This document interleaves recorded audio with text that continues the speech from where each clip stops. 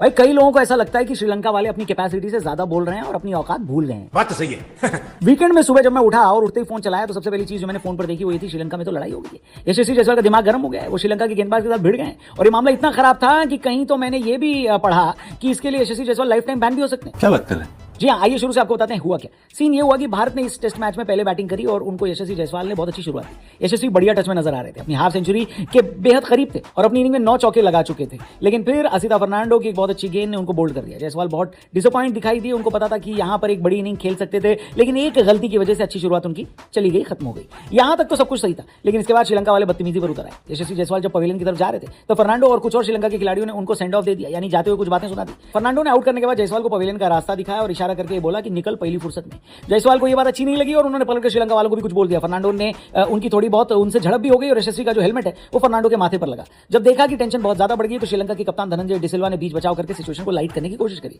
लेकिन क्योंकि मामला फिजिकल हो गया था तो यहाँ पर कुछ तो सजा दोनों खिलाड़ियों को मिलेगी। क्रिकेट में आप जब तक मुंह से बात कर रहे हैं, कुछ भला बुरा बोल रहे हैं, तब तक मामला हाथ से नहीं निकलता, लेकिन अगर फिजिकल हो जाओ तो यहाँ पर दो लड़ने वाले खिलाड़ी एक दूसरे को अगर टच कर दें तो नियम के हिसाब से 5 टेस्ट मैच या 10 वनडे मैच से लेकर लाइफ टाइम बैन भी लग सकता है। हालांकि ये मामला इतना बुरा नहीं है कि यशस्वी को बैन ही करना पड़े, लेकिन डेफिनेटली आप कल तक जो सजा दी जा रही है उसके बारे में कुछ जरूर सुनेंगे। इसलिए मैं बोलता हूं भैया क्रिकेट खेल रहे हो, इतना लोड मत लो, टेंशन मत लो, स्ट्रेस मत लो। आपको शुरू से बताते हैं कि हुआ क्या। शुभमन गिल ने आज के मैच में टॉस जीता और कुलदीप यादव को बाहर करके टीम इंडिया ने सारांश जैन को खिलाने का फैसला लिया।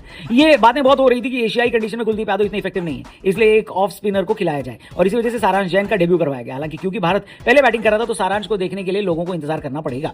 देखने वाली चीज वैसे यशस्वी जायसवाल ने दिखाई दी, जो कि बहुत कंफर्टेबल दिख रहे थे और ऐसा लग रहा था कि पिछले कई टाइम में उनका जो बल्ला नहीं चला था फाइनली चल जाएगा। केएल राहुल फिर से जल्दी आउट हो गए, लेकिन जायसवाल बैक टू बैक बढ़िया शॉट दिखा रहे थे और खेल रहे थे, लेकिन फिर असिता फर्नांडो ने उनको बोल्ड कर दिया। उसके बाद दिन का जो सबसे बड़ा ड्रामा था वो हमें मैच में देखने को मिला। लेकिन इस पूरे सिनारियो में इंडियन क्रिकेट फैंस को लग रहा है कि ये श्रीलंका वालों को हमसे कुछ ज्यादा ही दिक्कत नहीं हो रही है। अभी 1.5-2 महीने पहले से ये हमको इंडिया ए टूर पर देखने को भी मिली थी सेम चीज, जब श्रीलंका वालों ने वैभव सूर्यवंशी को सेंड ऑफ दिया था और फिर बिल्कुल ऐसी ही झड़प देखने को मिली थी। तब श्रीलंका वाले बदतमीजी पर उतर आए थे और बाद में कई न्यूज रिपोर्ट ने यह भी बताया कि ये उनका पहले से प्लान था कि वो वैभव सूर्यवंशी को परेशान करेंगे और इस तरह से उनको स्लेज करेंगे। हो सकता है यही प्लान यशस्वी के खिलाफ भी उन्होंने बनाया हो। आपको क्या लगता है इस पूरे मुद्दे पर कमेंट करके बताना। वैसे भी श्रीलंका और पाकिस्तान वालों की कुछ ज्यादा ही दोस्ती हो गई है, हो सकता है इंस्ट्रक्शंस ऊपर से आ रहे हो, समझे। अरे देवा, ये गड़बड़ है बाबा।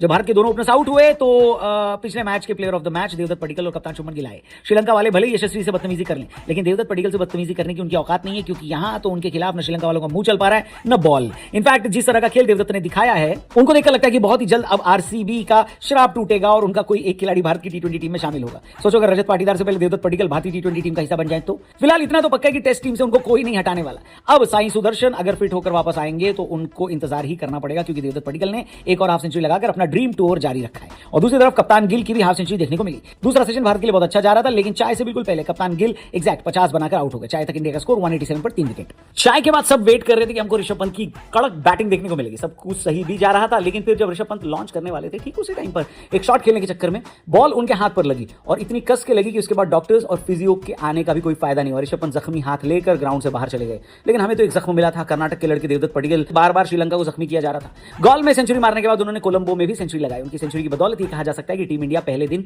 टेस्ट मैच में जो फर्स्ट डे था उसमें आगे है। हालांकि आखिरी सेशन में ऋषभ पंत के रिटायर्ड होने के बाद देवदत्त भी आउट हुए और उसके बाद जडेजा भी आउट हुए, लेकिन दिन का खेल खत्म होने तक ध्रुव जुरैल और डेब्यू करने वाले सारांश जैन क्रीज पर हैं मौजूद और भारत का स्कोर दिन का खेल खत्म होने तक 300 रन हो गया है। 5 विकेट जा चुके हैं। मेरे हिसाब से डे 1 में 300 काफी डिसेंट टोटल है। आपको पहले दिन की हाईलाइट क्या लगी कमेंट करके बताना। कल सबकी निगाहें सारांश जैन पर रहेंगी। यशस्वी जायसवाल पर भी अपडेट लेकर हम कल का दिन जब खत्म होगा ना उसके बाद आ जाएंगे। आप चैनल को सब्सक्राइब करना।